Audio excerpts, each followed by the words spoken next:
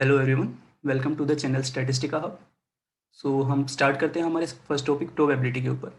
तो इस वाले वीडियो लेक्चर में हम प्रोबेबिलिटी के बेसिक्स को देखेंगे कि प्रोबेबिलिटी किस वे में हमारे पास इनबिल्ट हुआ, कि किस वे में हमने प्रोबेबिलिटी को स्टार्ट करना है और हमने प्रोबेबिलिटी क्यों पढ़नी है।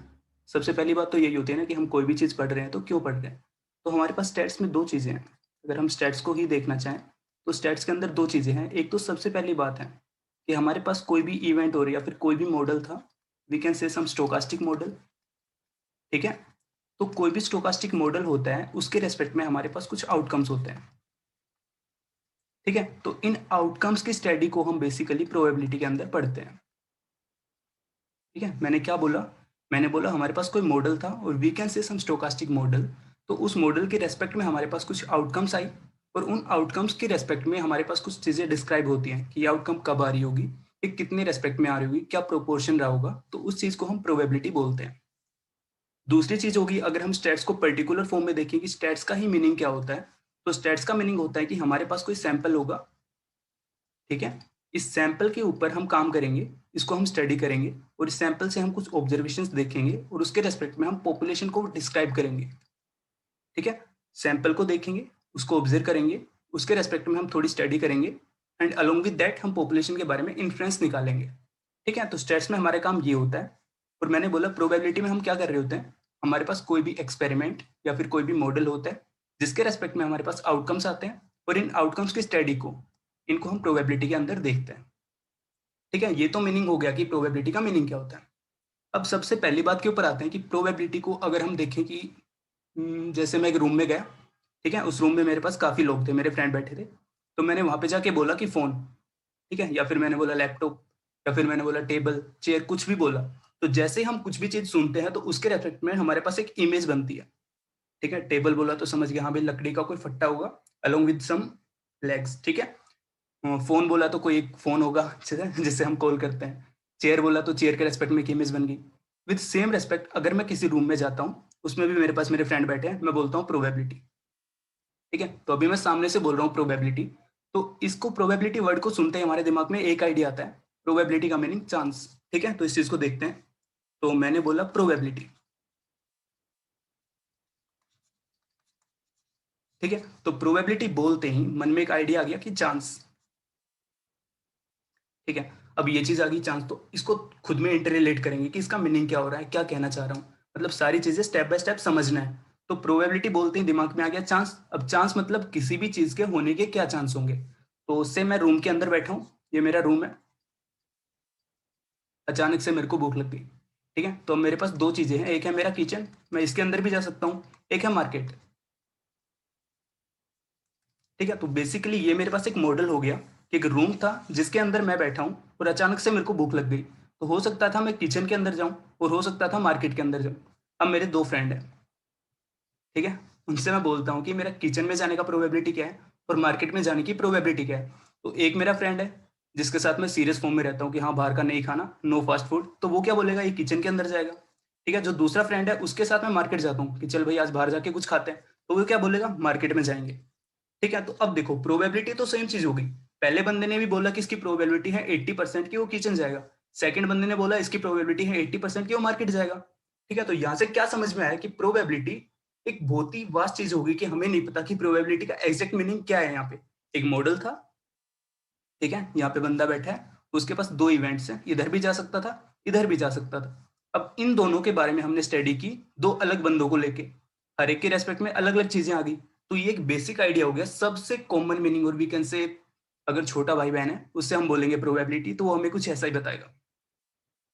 ठीक है, क्योंकि उसको नहीं पता रैंडम एक्सपेरिमेंट क्या होता है, इवेंट्स क्या होते हैं। ठीक है, तो एकदम बेसिक आइडिया प्रोबेबिलिटी का ये होता है।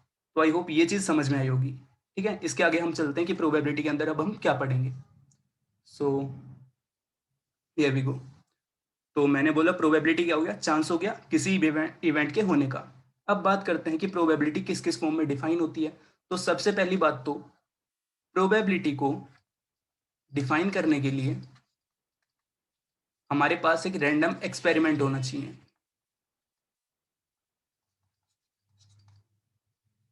ठीक है, मैंने बोला प्रोबेबिलिटी को डिफाइन करने के लिए रैंडम एक्सपेरिमेंट होना चाहिए। तो थिंग इज, अब रैंडम एक्सपेरिमेंट क्या होता है। ठीक है। तो रैंडम एक्सपेरिमेंट से पहले हम दो चीजें और देखते हैं कि इससे पहले हमने पहली चीज बोली कि फिजिकल इवेंट, ठीक है। दूसरी चीज मैं बोलता हूँ सर्टेन, और we can say physical experiment, ठीक है। यहाँ पे इवेंट की जगह पे एक्सपेरिमेंट कर लेंगे। एक हो सकता है सर्टेन एक्सपेरिमेंट, ठीक है। तो तीन चीज हो गई यहाँ पे, सबसे थर्ड इसको लिख लेते हैं। तो रैंडम एक्सपेरिमेंट हो गया, एक फिजिकल एक्सपेरिमेंट हो गया, एक सर्टेन एक्सपेरिमेंट हो गया। तो फिजिकल एक्सपेरिमेंट को अगर हम देखना चाहें तो इसका मीनिंग क्या हो गया। तो उससे मेरे पास एक पेन था, ठीक है, मेरे हाथ में अभी पेन रखा है, तो मैंने इस पेन को ऊपर फेंका, ठीक है। तो प्रोबेबिलिटी बताओ कि पेन नीचे गिरेगा, ठीक है। तो क्या हो गया यहाँ पे, देखो इवेंट हो रहा है, कुछ भी मॉडल हो रहा है, कोई एक्सपेरिमेंट हो रहा है। एक्सपेरिमेंट क्या हुआ, ये पेन था, मैंने इसको ऊपर फेंका, उसके बाद मैं बोल रहा हूँ कि प्रोबेबिलिटी बताओ कि ये पेन नीचे आएगा। तो यहाँ पे क्या हो रहा है, पेन का फेंकना और इसका वापस आना। तो अब यहाँ पे देखो, तुम सबको पता होगी पेन को अगर मैं ऊपर फेंकता हूँ तो नीचे आएगा, ठीक है। कि मैं बहुत तेज तो नहीं फेंक सकता कि इसके वेलोसिटी को क्रॉस कर देगा, कि हाँ पेन ऊपर फेंका ऊपर ही चला गया, ठीक है, इतनी पार नहीं है मेरे में। तो मैंने पेन को ऊपर फेंका तो ये नीचे आएगा। तो दिस इज ग्रेविटेशनल पुल, ठीक है। तो ग्रेविटेशनल पुल जो मेरे पास होगा वो मेरे पेन को नीचे लाके वापस डाल देगा, पेन वापस आ गया। तो ये वाला जो हमारे पास एक्सपेरिमेंट हुआ, वहां पे क्या हो गया कि हमने कोई भी रैंडम एक्सपेरिमेंट नहीं था, ठीक है। ये ग्रेविटेशनल पुल था, एक फिजिकल एक्सपेरिमेंट था कि ऊपर फेंका तो वापस नीचे आ गया। तो यहाँ पे प्रोबेबिलिटी हम डिस्कस नहीं करेंगे, ठीक है। तो कोई भी ऐसी चीजें जहां पे मेरे पास फिजिकल एक्सपेरिमेंट होंगे, वहां पे हम प्रोबेबिलिटी को डिस्क्राइब नहीं कर सकते, ठीक है। ऐसे इसके अंदर एक और एग्जांपल ले लेते हैं। दूसरा एग्जांपल हम क्या देख लेते हैं कि मेरे पास मैग्नेट थे, ठीक है। इसका नॉर्थ पोल इधर था, इसका साउथ पोल इधर था। तो इनको पास में रखेंगे तो एक दूसरे को अट्रैक्ट करेंगे, इसकी प्रोबेबिलिटी क्या होगी। तो यहाँ पे भी हम प्रोबेबिलिटी को डिस्कस नहीं करेंगे, क्योंकि यहाँ पे हमारे पास ये एक फिजिकल एक्सपेरिमेंट है, ठीक है। तो जब भी हमारे पास फिजिकल एक्सपेरिमेंट होगा, उसके केस में हम प्रोबेबिलिटी के बारे में बात नहीं करेंगे, ठीक है। तो इन जनरल हमारे पास तीन एक्सपेरिमेंट थे। सबसे पहले मैंने फिजिकल एक्सपेरिमेंट को डिफाइन किया कि इसके रेस्पेक्ट में हम प्रोबेबिलिटी के बारे में बात नहीं करते हैं। अब दूसरी इवेंट के ऊपर आते हैं और दूसरे एक्सपेरिमेंट के ऊपर आते हैं। तो ये एक्सपेरिमेंट क्या बोलता है कि सर्टेन एक्सपेरिमेंट। तो सर्टेन कहने का मतलब क्या हो गया, फिक्स, ठीक है। तो सबसे स्टैंडर्ड फॉर्म सर्टेन का मतलब अगर हम फिक्स ले लेते हैं, तो इसका मतलब क्या हो गया कि मेरे पास कोई कॉइन था, ठीक है। एग्जाम्पल ले लेते हैं, एक मेरे पास एग्जाम्पल है कि मैंने कॉइन लिया। अब ये कॉइन होगा तो इसके ऊपर इन जनरल होना चाहिए एक साइड में हेड, दूसरे साइड में टेल, ठीक है। बट अगर ये ना होके मेरे पास जो कॉइन था इसके अंदर हो गया एक साइड में हेड और दूसरी साइड में भी हेड, ठीक है। तो हमारे पास कॉइन कैसा हो गया, ये कॉइन हो गया सी, इसके दोनों साइड में हेड, इधर भी हेड। उसके बाद मैंने क्या किया, इस वाले कॉइन को टॉस किया, ठीक है। तो अब मुझे तुम प्रोबेबिलिटी बताओ कि मेरे पास हेड आएगा, ठीक है। हेड अपीयर होने की प्रोबेबिलिटी क्या होगी। तो अब हमें पता है कि ये वाला जो कॉइन हमारे पास है इसमें दोनों साइड में हेड है। तो अब इसको कैसे भी फेंक के देख लो, कुछ भी कर लो, हमेशा हेड ही आएगा, ठीक है। या तो इस साइड से आएगा या फिर इस साइड से, और मैंने अभी बोला कि दोनों साइड में हेड है। तो जो भी इस टाइप के एक्सपेरिमेंट होते हैं जहाँ पे फिक्स इवेंट होती है, सर्टेन है कि हाँ वही चीज आएगी, इस केसेस में हमारे पास प्रोबेबिलिटी के बारे में डिस्कशन नहीं होगा, ठीक है। तो ये सबसे स्टैंडर्ड चीजें थी दो, एक थी फिजिकल एक्सपेरिमेंट, एक था सर्टेन एक्सपेरिमेंट। तो आई होप दोनों चीजें समझ में आई होंगी। अब इसके बाद हमें जिस केस में प्रोबेबिलिटी के बारे में बात करनी होती है उसके ऊपर आते हैं। तो अब बात करते हैं रैंडम एक्सपेरिमेंट के ऊपर। तो रैंडम एक्सपेरिमेंट क्या होता है,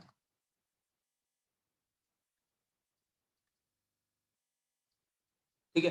तो सभी ने बुक से भी पढ़ा होगा कि रैंडम एक्सपेरिमेंट क्या होता है। तो उसको एकदम सिंपल वे में मैं समझाता हूँ यहाँ पे कि रैंडम एक्सपेरिमेंट होता क्या है। तो सबसे पहली बात तो एक एक्सपेरिमेंट होता है, रैंडम होता है। अब इसके अंदर क्या बोल दिया कि मेरे पास एक रैंडम एक्सपेरिमेंट, कोई भी एक ऐसा एक्सपेरिमेंट होगा।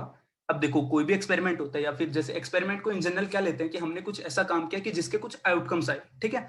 तो रैंडम एक्सपेरिमेंट को डिफाइन करने के लिए हमें एक आउटकम के बारे में पता होना चाहिए। अब क्या पता होना चाहिए आउटकम के बारे में, कि वो एक्सपेरिमेंट जिसके पास कम से कम मिनिमम टू आउटकम, ठीक है। दोबारा देखेंगे क्या बोला, वो एक्सपेरिमेंट जिसमें कम से कम दो आउटकम हो, ठीक है। दो से ज्यादा आउटकम हो सकते हैं लेकिन दो से कम नहीं होने चाहिए। और क्या क्या आउटकम हो सकते हैं, पॉसिबल आउटकम्स, जो पॉसिबल आउटकम्स हमारे पास होंगी हमें इनके बारे में पता होना चाहिए, वेल नोन इन एडवांस, ठीक है। क्या बोल गया मैंने बोला वो एक्सपेरिमेंट जहां पे हमारे पास कम से कम दो आउटकम हो और दो से भी ज्यादा हो सकते हैं, और जो भी आउटकम्स होंगे, जितने भी पॉसिबल आउटकम होंगे, उनके बारे में हमें पहले से पता होगा कि क्या क्या आउटकम हो सकते हैं। ठीक है, जैसे मेरे पास कॉइन वाला एग्जांपल था कि मेरे पास कॉइन है जिसमें एक साइड हेड है, एक साइड टेल है। तो अब मेरे को पता है कि जब भी मैं इस कॉइन को टॉस करूंगा, क्या अगर हम इस कॉइन को टॉस करते हैं तो या तो हेड आएगा या फिर टेल आएगा। तो दो आउटकम हो गई, एक तो ये, एक ये, और मुझे पता है कि दोनों आउटकम्स कौन कौन सी पॉसिबल है। अब थिंग इज सर, ये रैंडम एक्सपेरिमेंट किस फॉर्म में हुआ है, ये तो एक्सपेरिमेंट के बारे में पता चल गया। अब यहाँ पे जो रैंडम वर्ड था, इसका मीनिंग क्या हो गया कि हमें आउटकम्स तो पता है, लेकिन एक सर्टेन, और वी कैन से एक पर्टिकुलर ट्रायल। ट्रायल क्या होता है? ट्रायल। ठीक है, ट्रायल का मीनिंग होता है कि कोई भी एक्सपेरिमेंट, उसको एक बार अगर हम ट्राई करते हैं, यार मतलब एक कॉइन है, उसको मैंने टॉस किया तो एक ट्रायल हो गया। ठीक है, तो मेरे पास ट्रायल होता है। तो अगर मुझे पता है कि एक्सपेरिमेंट में क्या क्या आउटकम होंगे, जैसे इस वाले केस में पता है कि या तो हेड होगा या फिर टेल होगा। ठीक है, और लेकिन ट्रायल के अंदर मेरे पास आउटकम क्या आएगा, ये मेरे को नहीं पता। ठीक है, समझ में आया क्या बोल गया मैं? दोबारा रिपीट करते हैं। मेरे पास था रैंडम एक्सपेरिमेंट। रैंडम एक्सपेरिमेंट का मतलब वो एक्सपेरिमेंट जहां पे कम से कम दो आउटकम होंगी, और जितनी भी पॉसिबल आउटकम्स होंगी उसके बारे में मुझे पहले से पता होगा कि हाँ ये आउटकम आ सकती हैं। अलोंग विद दैट, जब हम उस एक्सपेरिमेंट से कोई भी ट्रायल करेंगे तो उसके बारे में मुझे पहले नहीं पता होना चाहिए कि इसका फाइनल रिजल्ट क्या आएगा। ठीक है, इस केस में हम प्रोबेबिलिटी को डिफाइन करते हैं। So probability is defined for a random experiment. ठीक है, आई होप ये चीज समझ में आई होगी कि रैंडम एक्सपेरिमेंट क्या होता है। इसमें हम प्रोबेबिलिटी डिफाइन करते हैं, किस रेस्पेक्ट में करेंगे, क्या करेंगे। ठीक है, तो अब देखो आउटकम के बारे में पता चल गया कि कोई भी एक्सपेरिमेंट थे उसके रिजल्ट्स क्या क्या हो सकते हैं, उसको हम आउटकम बोलते थे। अब पॉसिबल आउटकम का अगर मैं सेट बना लेता हूँ, जैसे मेरे पास कॉइन वाला एग्जाम्पल था जहाँ पे हेड आ रहा था या फिर टेल आ रहा था, तो इसकी पॉसिबल आउटकम क्या होगी, या तो हेड या फिर टेल। तो यहाँ पे सैंपल स्पेस डिफाइन होता है, collection of all the possible outcomes. तो head comma tail, this is the random, sorry, sample space. ठीक है, तो अब एकदम सिंपल वर्ड में अगर इसको हम देखना चाहें तो रैंडम एक्सपेरिमेंट वो एक्सपेरिमेंट होता है जहां पे सैंपल स्पेस के ऊपर कम से कम दो आउटकम्स हो, और वी कैन से दो एलिमेंट्स हो। ठीक है, तो ये हमारे पास रैंडम एक्सपेरिमेंट का मीनिंग या फिर अंडरस्टैंडिंग होता है। तो एक एग्जांपल तो कोइन वाला हो गया। एक और सिंपल एग्जांपल अगर हम लेना चाहें तो डाई वाला ले लेते हैं, कि मेरे पास कोई डाइस था। ठीक है, इस डाइस को अगर मैं रोल करता हूँ तो क्या क्या आ सकता है, 1 2 3 4 5 6। ठीक है, ये हमारे पास एक डाइस था, इसके ऊपर पॉसिबल आउटकम्स ये थी। तो हमें पता है कि यहाँ पे दो या दो से ज्यादा है। ठीक है, छह आउटकम्स है हमारे पास, और हमें पता है कि पॉसिबल आउटकम्स क्या क्या है, 1 2 3 4 5 6। कि अगर मैं डाइस को रोल करूंगा तो उसमें या तो इन छह में से ही कोई ना कोई आउटकम होगी, या तो 1 हो सकता है, या 2 हो सकता है, या 3 या 4, या कुछ भी, सॉरी कुछ भी का मतलब 6। ठीक है, 1 से लेके 6 तक कुछ भी हो सकता है। तो ये एक रैंडम एक्सपेरिमेंट हो गया। इस रेस्पेक्ट में हम प्रोबेबिलिटी को डिफाइन करते हैं। ठीक है, अब आगे चलते हैं। ये तो हमने देख लिया कि रैंडम एक्सपेरिमेंट क्या होता है। अब बात करते हैं सबसे स्टैंडर्ड चीजों की, जो सबसे बेसिक चीजें होती हैं। तो प्रोबेबिलिटी कहाँ से डिफाइन होती है, या फिर सबसे पहले कौन सी प्रोबेबिलिटी आई थी?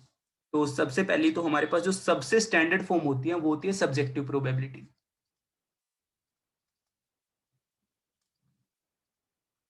ठीक है, मैंने लिखा सब्जेक्टिव प्रोबेबिलिटी। तो इसको समझते हैं एक एग्जाम्पल को लेते हुए। इस सब्जेक्टिव कहने का मतलब क्या हो गया कि किसी के रेस्पेक्ट में, या फिर कोई क्या सोचता है, क्या ऑब्जर्वेशंस होती हैं, उसके रेस्पेक्ट में जो चीज बोली जाती है।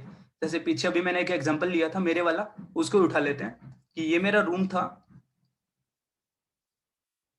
ठीक है, इस रूम के अंदर मैं बैठा हूँ यहाँ पे।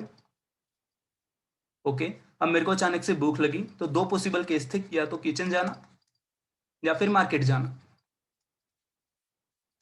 ठीक है, तो मैं यहाँ पे भी जा सकता हूँ और यहाँ पे भी जा सकता हूँ। ये सेकंड वे मान लेते हैं, इसको फर्स्ट वे मान लेते हैं। ठीक है, अब बेसिकली ये एक मेरे पास एक एक्सपेरिमेंट हो रहा है कि मेरे पास पॉसिबल आउटकम्स 2 है। ठीक है, अभी मैंने बोला कि पॉसिबल आउटकम्स दो नहीं चाहिए, उस रेस्पेक्ट में हम प्रोबेबिलिटी को डिफाइन करते थे। अब देखो मेरे पास दो चीजें हैं कि या तो किचन जा सकता हूँ या मार्केट जा सकता हूँ, तो कुछ भी हो सकता था। अब वापस मैं अपने दो फ्रेंड्स को लेके आया, टू फ्रेंड्स। ठीक है, इनमें से एक मेरा काफी क्लोज फ्रेंड है कि चल यार बाहर खाते हैं डेली। एक है नॉर्मल फ्रेंड कि हाँ यार बाहर का नहीं खाता मैं, उसके सामने डिसेंट बन के रहना है अपने को। ठीक है, तो इस वाले फ्रेंड से अगर मैं पूछूंगा तो ये बोलेगा कि राहुल किचन में जाएगा। इससे पूछूंगा तो ये बोलेगा मार्केट जाएगा। ठीक है, तो ये यहाँ पे जो प्रोबेबिलिटी डिफाइन की है हमने, इसने बोला कि ये मार्केट जाएगा, किस रेस्पेक्ट में बोला कि हाँ इसके साथ मैं जाता रहता हूँ, इसकी ऑब्जर्वेशंस थी। ठीक है, इसने खुद से सोच लिया कि हाँ भाई मेरे साथ जा रहा था तो अब भी जाएगा। जो पहला बंदा था उसने देखा नहीं यार ये मेरे साथ हमेशा घर का खाता है तो आज भी घर का ही खाएगा, तो किचन में लेके जाएगा मेरे को, ठीक है। तो दिस इज सब्जेक्टिव प्रोबेबिलिटी, कि हम वो प्रोबेबिलिटी उस फॉर्म में डिफाइन कर रहे हैं विदाउट पेन पेपर का यूज किए, कि हाँ ये मेरी ऑब्जर्वेशन है कि हर बार इस टाइम पे ये होता है, ठीक है। तो ये सब्जेक्टिव प्रोबेबिलिटी होती है। इसके लिए तुम और भी एग्जांपल ले सकते हो, स्टैंडर्ड कोई भी एग्जांपल ले लो, ठीक है। लाइक देखो बिल्कुल नॉर्मल एग्जांपल लेंगे क्योंकि मैंने बनाए तो है नहीं, स्टैंडर्ड ले लेते हैं नॉर्मल जो हम देखते रहते हैं जनरल ऑब्जर्वेशन में, कि मेरी गली में कुत्ता है, ठीक है, there is a dog, okay. अब एक गली है यहाँ पे, तो यहाँ पे गली है, यहाँ पे कुत्ता खड़ा है। अब यहाँ पे जनरली लोग आ रहे हैं, एक मैं आ रहा हूँ क्योंकि मैं इसी गली में रहता हूँ, सपोज करो मेरा घर यहाँ पे है, तो अगर मैं आ रहा हूँ तो ये कुत्ता मेरे को देख के बात नहीं करेगा, ठीक है, नहीं भौंकेगा, क्योंकि इसको पता है ये इधर ही रह रहा है, डेली आ रहा है। अब एक और बंदा आ रहा है, वो एकदम नया बंदा है, तो इसको देख के वो भौंकेगा कि हाँ ये कौन आ गया नया बंदा, ठीक है। तो दिस इज ऑब्जर्वेशन कि हाँ मैंने देख लिया। अब एक रैंडमली मेरा कोई फ्रेंड आता है मेरी गली के अंदर, तो हो सकता था ये कुत्ता भौंकेगा, हो सकता है नहीं भौंकेगा। अब मेरा फ्रेंड दूर से देख रहा है, मैं गली के अंदर गया, ये नहीं भौंका, तो उसको लगेगा नहीं भौंकेगा, लेकिन मैं देखूंगा तो मेरे को लगेगा भौंकेगा, उसको आएगा। तो मतलब समझ रहे हो कि सब्जेक्टिव हो गया कि कोई इवेंट हो रहा है और हम ऑब्जर्वेशन के बेस के ऊपर प्रोबेबिलिटी को डिफाइन कर रहे हैं बिना पेन पेपर को उठाएं, ठीक है। तो ये हमारे पास सब्जेक्टिव प्रोबेबिलिटी होती है। अब इसके बाद सेकंड प्रोबेबिलिटी के ऊपर आते हैं।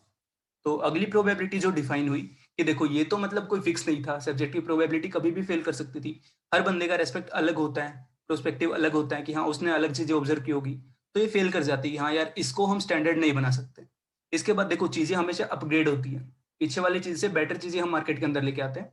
तो ये था हमारे पास सब्जेक्टिव प्रोबेबिलिटी, जो कि हर बंदे के ऊपर अलग अलग फॉर्म में डिफाइन था। अब हम बात करते हैं अगली प्रोबेबिलिटी का, जो हमारे पास है सेकंड, जिसको हम लिखते हैं क्लासिकल प्रोबेबिलिटी,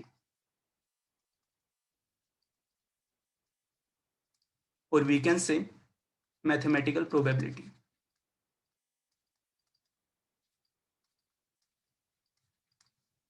ठीक है। तो क्लासिकल प्रोबेबिलिटी और मैथमेटिकल प्रोबेबिलिटी, इसका मीनिंग क्या होता है?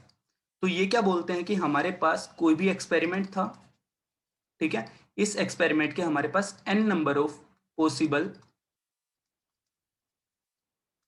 Exclusive exclusive and exhaustive outcomes थे, ठीक है। अब एक्सक्लूसिव और एग्जॉस्टिव क्या होता है, इसको हम आगे पढ़ेंगे डिटेल में। अभी समझने के लिए इसको देख लेते हैं। एक्सक्लूसिव का मतलब हो गया कि वो इवेंट्स जिसके अंदर कुछ कॉमन नहीं हो।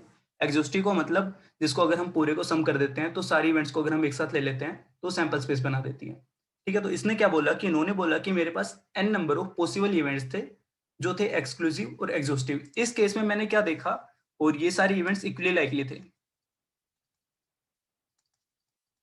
ठीक है। इक्वली लाइकली कहने का मतलब कोई भी इवेंट होने की प्रोबेबिलिटी सेम थी, ठीक है। इसके बाद इन्होंने क्या बोला कि मैंने एक पर्टिकुलर इवेंट डिफाइन किया, ठीक है। इस इवेंट के अंदर मैंने बोल दिया कि मैंने देखा कि अगर मेरे पास total number of case n थे और इस इवेंट को सेटिस्फाई करने वाले मेरे पास m number of possible cases थे, और we can say favourable cases, ठीक है। तो इन्होंने क्या बोला कि मेरे पास n number of total events, और we can say total observation, और we can say sample points, और we can say sample space, ठीक है, वो सब आउटकम्स थी। उनमें से मेरे पास फेवरेबल केस थे m, एक पर्टिकुलर इवेंट के रेस्पेक्ट में। तो उन्होंने बोला कि इस इवेंट e, अगर मैं इसको नाम दे देता हूं इस इवेंट e, ठीक है, तो probability of event e will be equal to favourable cases that equal to m divided by n, ठीक है। तो क्लासिकल प्रोबेबिलिटी सिंपल मीनिंग में ये होती है कि हमारे पास टोटल केसेस थे, फेवरेबल केसेस लिए, तो प्रोबेबिलिटी उसके रेस्पेक्ट में आ गई m रेशियो n, ठीक है। अब इसके रेस्पेक्ट में हमारे पास दो तीन चीजें एफएमएस में डिफाइन कर रखी है। एक है ओड्स इन फेवर, ठीक है। तो ओड्स इन फेवर क्या होता है, m ratio n minus m, ठीक है। यहां से देखा हमने कि ओड्स इन फेवर क्या हो गया, ये फेवर वाले, ये अगेंस्ट वाले। इसके बाद है ओड्स अगेंस्ट, ठीक है। ओड्स अगेंस्ट क्या होता है, N ratio, sorry, N minus M, N minus M ratio M, ठीक है। ये दो चीजें याद रखनी है, और ये तुम्हें पता होना चाहिए कि क्लासिकल प्रोबेबिलिटी का मीनिंग क्या होता है। तो total case, favourable case, favourable case को डिवाइड कर देते हैं टोटल केस, ठीक है। अब देखो, अब बात होगी कि हाँ सर एक प्रोबेबिलिटी डिफाइन हो गई, अब हम इस प्रोबेबिलिटी के ऊपर हम काम क्यों कर रहे हैं, या फिर ये फेल क्यों कर जाती है, कब कर जाती है। तो इसके कुछ ड्रॉबैक्स थे, कि हो सकता था मेरे पास जो इवेंट हो रहे थे, जो मेरे पास जो अनफेवरेबल थे, या फिर कुछ भी यहाँ पे हो रहा था, जो सारे इवेंट्स थे, लाइक डाई वाला ले लेते हैं, ठीक है। डाइस था, अगर मैं इसको रोल करता हूँ तो 1 2 3 4 5 6, यहाँ पे पॉसिबल इवेंट्स कुछ ये इवेंट्स थी। अब यहाँ पे इक्वली लाइकली है, लेकिन अगर मैं दूसरा एग्जांपल ले लेता हूँ कि जैसे मैं रूम के अंदर बैठा हूँ कि मेरे ऊपर एक फैन है, ठीक है, फैन चल रहा है और इस फैन के नीचे गिरने के चांसेस क्या होते हैं, फैन फॉल करेगा, ठीक है। दो इवेंट है, एक तो फैन का ऊपर रुक जाना, एक है फैन का नीचे गिर जाना। तो यहाँ पे हम देख पा रहे हैं कि हाँ, आउटकम्स तो है दो, कि फैन नीचे गिर भी सकता है और ऊपर रुक भी सकता है, लेकिन यहाँ पे दोनों इवेंट्स जो दोनों आउटकम्स हैं उनकी प्रोबेबिलिटी सेम नहीं है। कि फैन का नीचे गिरने का चांस बहुत ही ज्यादा कम है कि हाँ, मेरा इलेक्ट्रिशियन आया, उसने जब इसकी फिटिंग की होगी तो उसने नट बोल्ट ढीले कर दिए होंगे या फिर सही से टाइट नहीं किए होंगे, तो क्या होगा, जैसे मैं फैन चलाऊंगा गिर जाएगा, लेकिन वो चांस बहुत ही कम है। तो जब मेरे पास इवेंट्स इक्वली लाइकली नहीं होते हैं, उस केस में मेरे पास क्लासिकल प्रोबेबिलिटी और we can say mathematical probability ये फेल कर जाती है, ठीक है। अब दूसरा इसका ड्रॉबैक था कि अगर मेरे पास जो n था, जो पॉसिबल नंबर ऑफ आउटकम्स थी n, जैसे इस वाले केस में 6 है, यहाँ पे 2 थी, या तो फैन फॉल करेगा या फिर रुक जाएगा। ऐसे हो सकता था कि पॉसिबल आउटकम्स फाइनाइट ना हो। अगर फाइनाइट ना हुई तो क्या करेंगे, या फिर इन्फिनिटी को टेंड कर गई, ठीक है, या फिर नोन अननोन हो कि मेरे को नहीं पता कितनी इवेंट्स है, ठीक है, उस केस में मेरे पास क्लासिकल प्रोबेबिलिटी फेल कर जाती है। तो ये हमारे पास क्लासिकल प्रोबेबिलिटी थी और इसके कुछ ड्रॉबैक्स थे कि if n is sorry n is large और वी कैन से इनफाइनाइट। तो इन दो केसेस में मेरे पास प्रोबेबिलिटी फेल कर जाती थी, क्लासिकल प्रोबेबिलिटी। इसके बाद हमारे पास अगली प्रोबेबिलिटी डिफाइन होती है, हम उसके ऊपर बात करते हैं कि इसके बाद हमने कौन सी प्रोबेबिलिटी डिफाइन की। तो here comes the third probability, जिसका नाम था स्टैटिस्टिकल प्रोबेबिलिटी, ठीक है। तो स्टैटिस्टिकल प्रोबेबिलिटी क्या होती है, इसके ऊपर बात करते हैं।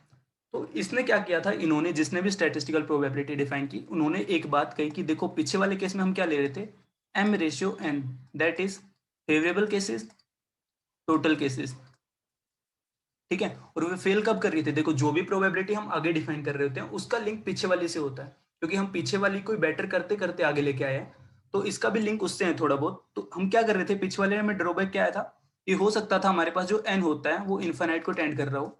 तो इन्होंने क्या ऑब्जर्वेशन देखी कि मैं क्या करता हूँ, n को फिक्स करता चलता हूँ, फिर देखता हूँ। तो लाइक मेरे पास एक डाइस था, कॉइन ले लेते हैं, वो काफी इजी रहेगा।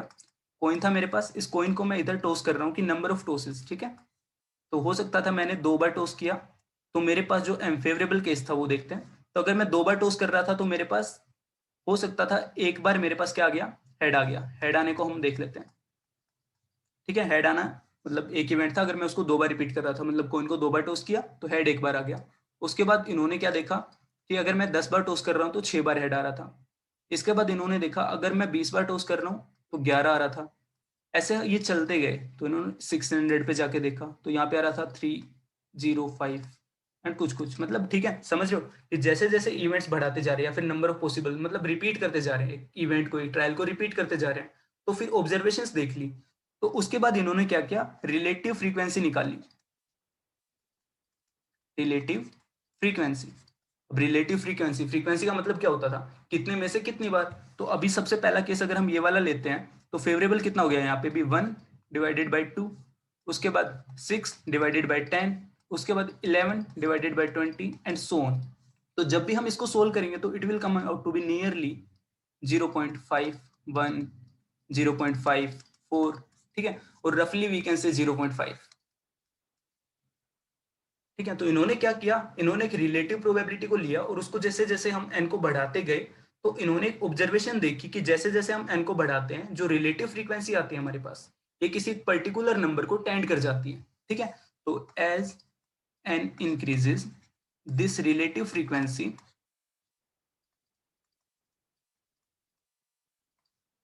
Tends to some particular number, ठीक है। तो जो पीछे वाला ड्रॉबैक था कि जैसे जैसे एन अननोन होगा या फिर इन्फिनाइट को टेंड करेगा, तो उस केस में हमारे पास क्लासिकल प्रोबेबिलिटी डिफाइन नहीं कर पा रही थी, उसको इन्होंने स्टैटिस्टिकल प्रोबेबिलिटी के अंडर डिफाइन किया कि हम रिलेटिव प्रोबेबिलिटी को देखेंगे और we can say relative frequency को देखेंगे।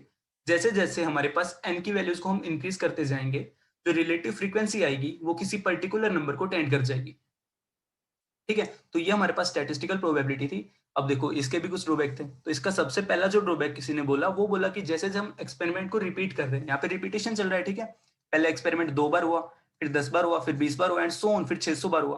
तो किसी ने बोला कि जैसे जैसे हमारा एक्सपेरिमेंट हम रिपीट करते जा रहे होंगे, तो हो सकता था जब पहली बार मैं एक्सपेरिमेंट को रिपीट कर रहा था, जैसे कॉइन टॉस कर रहे हैं, ठीक है, पहली बार मैंने टॉस किया तो हवा नहीं चल रही थी बिल्कुल भी, दूसरी बार टॉस किया जब भी बिल्कुल नहीं कर रही थी, तीसरी बार तब भी बिल्कुल नहीं कर रही थी, और जैसे जैसे मैं गया 100 टाइम, क्वीन को टॉस किया मैंने 100 टाइम, तो जब 100 के ऊपर पहुंचा तो क्या हुआ, अचानक से हवा चलने लगी, बहुत तेज हवा चल गई, तो क्या हो गया, एक कंडीशन थी जो एक्सपेरिमेंटल कंडीशन थी कि नॉर्मल हवा थी, एक एवरेज हवा जितनी रहती है वो थी इन वाले केसेस में 99 तक, और जैसे ही हम 100 के ऊपर आए तो जो एक्सपेरिमेंटल कंडीशन थी वो थोड़ी चेंज होगी, तो इस केस में प्रोबेबिलिटी भी चेंज होगी।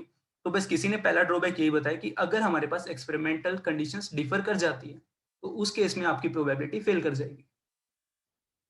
ठीक है, तो सबसे पहला ड्रॉबैक तो ये था। दूसरा किसी ने बोला, वो बोला कि हमने अभी अज्यूम कर लिया कि जो रिलेटिव फ्रीक्वेंसी वो किसी नंबर को टेंड कर जाएगी, लेकिन ऐसा भी पॉसिबल है कि रिलेटिव जो फ्रीक्वेंसी हम निकाल रहे हैं यहाँ पे, it does not tend to some number.